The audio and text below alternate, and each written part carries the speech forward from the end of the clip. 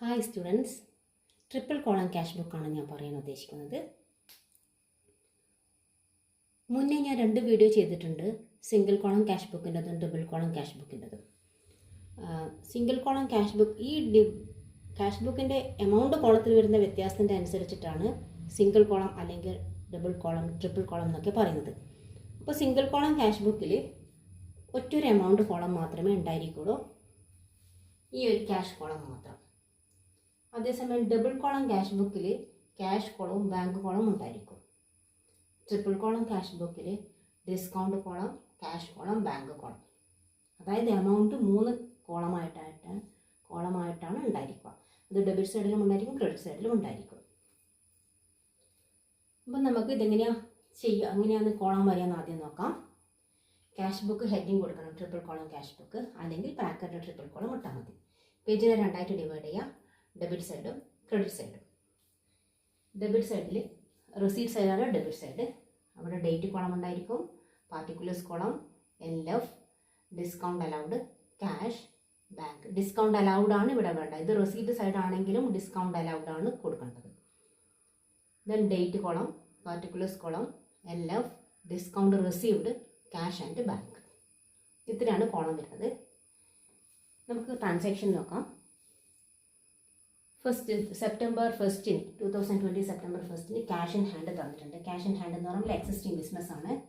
Existing business ആകുമ്പോൾ കഴിഞ്ഞ മാസം ബിസിനസ് ചെയ്തതിന് ശേഷം, പ്രീവിയസ് മന്തിൽ ബിസിനസ് ചെയ്തതിന് ശേഷം ബാക്കിയുള്ള എമൗണ്ടാണ് ക്യാഷ് ഇൻ ഹാൻഡ് എന്ന് പറഞ്ഞിട്ട് വരുന്നത് സെപ്റ്റംബർ 1. അപ്പോൾ ടു ബാലൻസ് ബ്രോട്ട് ഡൗൺ, ബിസിനസ്മാൻ്റെ കയ്യിലുള്ള ക്യാഷ് 75,000 ക്യാഷ് കോളത്തിൽ. ദെൻ ബാങ്ക് ഓവർ ഡ്രാഫ്റ്റാണ് വരുന്നത്, അതേ ഡേറ്റിൽ തന്നെ. ബാങ്ക് ഓവർ ഡ്രാഫ്റ്റ് എന്ന് പറഞ്ഞാൽ ബിസിനസ്മാൻ ബാങ്കിലുള്ള ഡെപ്പോസിറ്റിനെക്കാട്ടിയും കൂടുതൽ എമൗണ്ട് വിഡ്രോ ചെയ്തു. സാധാരണ ഡെപ്പോസിറ്റ് ചെയ്താൽ ആ എമൗണ്ടാണ് വിഡ്രോ ചെയ്യുക, പക്ഷേ അതിനെക്കാട്ടിയും കൂടുതൽ എമൗണ്ട് വിഡ്രോ ചെയ്യുമ്പോൾ അതിനാണ് ഓവർ ഡ്രാഫ്റ്റ് എന്ന് പറയുന്നത്. സാധാരണ കറണ്ട് അക്കൗണ്ട് മാത്രമേ ഓവർ ഡ്രാഫ്റ്റ് ഫെസിലിറ്റി പ്രൊവൈഡ് ചെയ്യുള്ളൂ. ബിസിനസ്മാനാണ് കറണ്ട് അക്കൗണ്ട് ഓപ്പൺ ചെയ്യാറുള്ളത്. സാധാരണ ബിസിനസ്മാന് മാത്രമേ കറണ്ട് അക്കൗണ്ട് ഓപ്പൺ ചെയ്യാറുള്ളൂ. അപ്പം ഓവർ ഡ്രാഫ്റ്റ് ആയതുകൊണ്ട് അത് ക്രെഡിറ്റ് സൈഡിൽ കാണിക്കണം, കാരണം ഡെപ്പോസിറ്റ് അല്ല, അത് ബിസിനസ്മാൻ്റെ ലാബിലിറ്റിയാണ്. September 1 by balance brought down,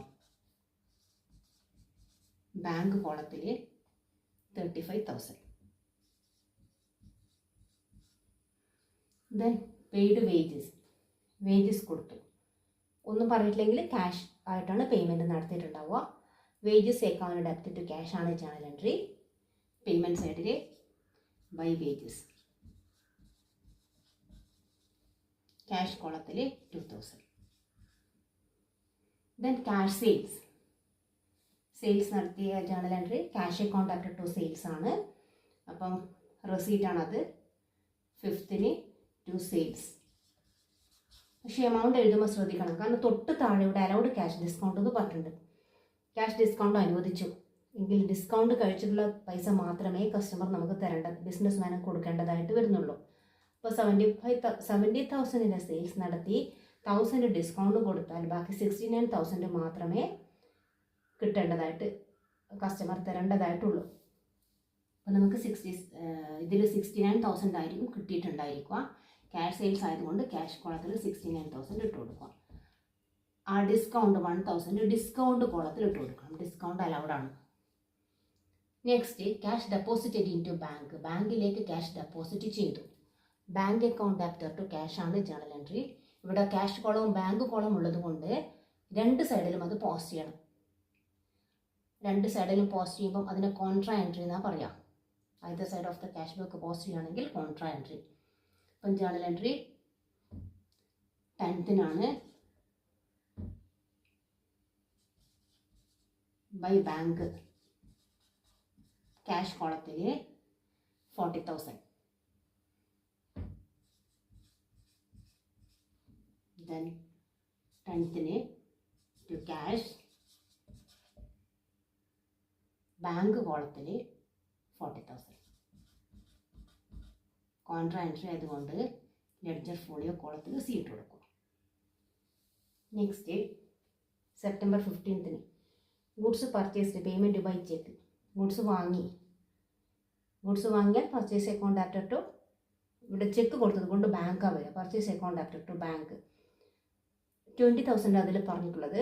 പക്ഷേ തൊട്ട് താഴെ റിസീവ്ഡ് ക്യാഷ് ഡിസ്കൗണ്ട് പറഞ്ഞിട്ടുണ്ട് 600. അപ്പോൾ സാധനം വാങ്ങിയത് 20,000ൻ്റെതാണ്, ഡിസ്കൗണ്ട് കിട്ടിയത് 600.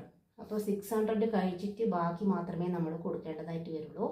19,400 മാത്രമേ പേയ്മെൻറ്റ് നടത്തേണ്ടതായിട്ട് വരുള്ളൂ. അപ്പോൾ 19,400 ചെക്ക് കൊടുക്കുള്ളൂ. Journal entry purchase account after to bank, date September 15th, by purchase, amount 19,000, ബാങ്കിലാണ് 19,400. ഈ ഡിസ്കൗണ്ട് 600 ഡിസ്കൗണ്ട് കോളത്തിൽ ഇട്ട് കൊടുക്കണം. Then September 20 paid rent, rent debtor to cash 5,000. Then drew from bank for personal use. Personal യൂസിന് withdraw ചെയ്ത് കഴിഞ്ഞാൽ journal entry drawings account after to bank, ബാങ്കിൽ നിന്നാണ് വിഡ്രോ ചെയ്തിട്ടുള്ളത്, അതുകൊണ്ട് drawings account after to bank, amount 4,000 bank കോളത്തിൽ. Then salary paid September 30, salary account after to cash 10,000. ഇത്രയാണ് transaction വരുന്നത്. ട്രാൻസാക്ഷനൊക്കെ പോസ്റ്റ് ചെയ്ത് കഴിഞ്ഞാൽ നമ്മൾ ടോട്ടൽ ചെയ്യാൻ വേണ്ടത്. നമ്മൾ സാധാരണ ക്യാഷ് ബുക്കിന് സാധാരണ കേസിൽ ഡെബിറ്റ് സൈഡ് ആയിരിക്കും ടോട്ടൽ ഉണ്ടായിരിക്കുക. പക്ഷേ ഇവിടെ ഇപ്പോൾ ബാങ്ക് ഓവർ ഡ്രാഫ്റ്റ് ഉള്ളത് കൊണ്ട് ബാങ്ക് കോളം നമുക്ക് ഇവിടെ ടോട്ടൽ ചെയ്യാൻ നോക്കണ്ട, ആദ്യം ചെയ്ത് നോക്കാം റഫായിട്ട്. അപ്പോൾ ഇവിടെ രണ്ട് സൈഡും ഒരേ ലൈനിൽ ടോട്ടൽ ചെയ്യണം, നേർക്ക് നേരെ ടോട്ടൽ ചെയ്യണം രണ്ട് സൈഡും. അപ്പോൾ ഇവിടെ ടോട്ടൽ 1,44,000. ഇവിടെ ഈ cash column total, discount allowed column balance ചെയ്യേണ്ട, ടോട്ടൽ ചെയ്താൽ മാത്രം മതി.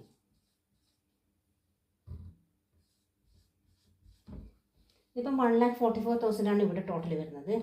അപ്പോൾ ഇവിടെ എത്ര ടോട്ടൽ വരുന്നതെന്ന് പറഞ്ഞാൽ 42,000, 47,000, 57,000 ഈ സൈഡ് ടോട്ടൽ വരുന്നത്. ഈ ക്യാഷ് കോളം 57,000 ഇവിടെ 1,44,000 വരുന്നത്. ഈ സൈഡാണ് കൂടുതൽ വരുന്നത്. ഇവിടെ 57,000 ഉള്ളൂ. പക്ഷെ നമ്മൾ എന്ത് ചെയ്യണം, ഈ 1,44,000 തന്നെ ഇവിടെ ഇട്ട് കൊടുക്കണം. എന്നിട്ട് 57,000 എത്ര ആഡ് ചെയ്താലാണ് 1,44,000 കിട്ടുക? 87,000.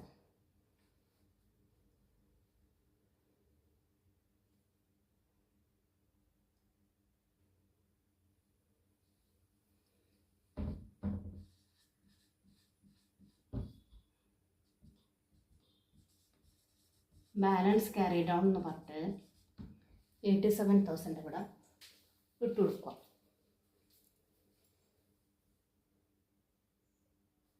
നെക്സ്റ്റ്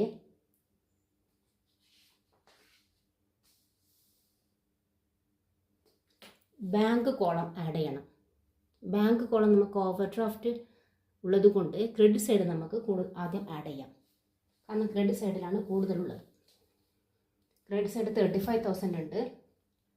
ദെൻ 19,400, 35,000, 45,000, 54,400, 58,400 ഇവിടെ ടോട്ടൽ വരും. 58,400. അതുപോലെ ഇവിടെയും 58,400 ഇട്ട് കൊടുക്കുക. ഡിഫറൻസ് 18,400. അത് ബാലൻസ് ക്യാരി ഡൗൺ. അതായത് ഇതിൻ്റെ ടോട്ടൽ ഇവിടെ ഇട്ട് കൊടുത്തു. ഈ 40,000 തമ്മിൽ ഡിഫറൻസ് 18,400 ആണ്. അത് ബാലൻസ് ക്യാരി ഡൗൺ എന്നിട്ട് അവിടെ ഇട്ട് കൊടുത്തു. ഇനി ഡിസ്കൗണ്ട് കോളം ബാലൻസ് ചെയ്യേണ്ടതായിട്ട് വരുന്നില്ല. ഡിസ്കൗണ്ട് കോളം അതുപോലെ തന്നെ അവിടെ വെച്ചാൽ മതി. നമ്മൾ പിന്നെ പ്രോഫിറ്റ് ആൻഡ് ലോസ് അക്കൗണ്ടിലേക്ക് ഡിസ്കൗണ്ട് ആയിട്ട് എടുക്കുക ചെയ്യും.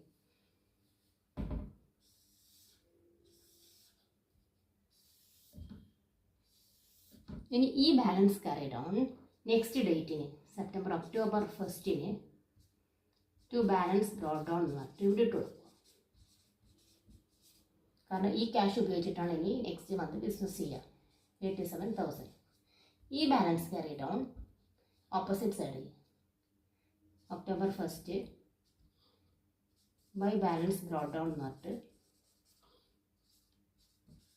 ബാങ്ക് കോളത്തിൽ ഇട്ട് കൊടുക്കുക. 18,400 അല്ലേ. ഇനി ഈ അത് ഓവർ ഡ്രാഫ്റ്റ് ലാബിലിറ്റി ആയിരിക്കും. ക്യാഷ് ഇത് ബാലൻസ് ബ്രോട്ട് ഡൗൺ എന്നുള്ളത് ക്യാഷ് ഇൻ ഹാൻഡും ആയിരിക്കും. അപ്പോൾ ഇതാണ് ട്രിപ്പിൾ കോളം ക്യാഷ് ബുക്ക്. അപ്പോൾ ട്രിപ്പിൾ കോളം ക്യാഷ് ബുക്ക് ചെയ്യുമ്പോൾ അതെന്താണെന്ന് നമ്മൾ മനസ്സിലാക്കേണ്ടതെന്ന് പറഞ്ഞാൽ എമൗണ്ട് കോളം 3 ഉണ്ടായിരിക്കും. ഡിസ്കൗണ്ടും ക്യാഷും ബാക്കും 2 സൈഡിലും. ഈ സൈഡിൽ ഡിസ്കൗണ്ട് അലൗഡ് ആണ്, അവരെ ഡിസ്കൗണ്ട് റിസീവ്ഡ് ആണ്. പിന്നെ എമൗണ്ട് എഴുതുമ്പം സെയിൽസ് ആണെങ്കിൽ ആ ഡിസ്കൗണ്ട് എമൗണ്ട് കഴിച്ചിട്ടുള്ള എമൗണ്ട് മാത്രമേ എമൗണ്ട് കോളത്തിൽ ഇടേണ്ടതായിട്ട് വരുള്ളൂ. അതുപോലെ പർച്ചേസും ഡിസ്കൗണ്ട് എമൗണ്ട് കഴിച്ചിട്ടുള്ള എമൗണ്ട് മാത്രമേ പർച്ചേസ് ചെയ്തതായിട്ടും കാണിക്കേണ്ടതായിട്ട് വരുള്ളൂ. ഇത് മനസ്സിലായിട്ടുണ്ടോ എന്ന് വിചാരിക്കുന്നത്. വീഡിയോ മനസ്സിലായിട്ടുണ്ടെങ്കിൽ ലൈക്ക് ചെയ്യുക, ഷെയർ ചെയ്യുക, സബ്സ്ക്രൈബ് ചെയ്യുക. ഓക്കെ.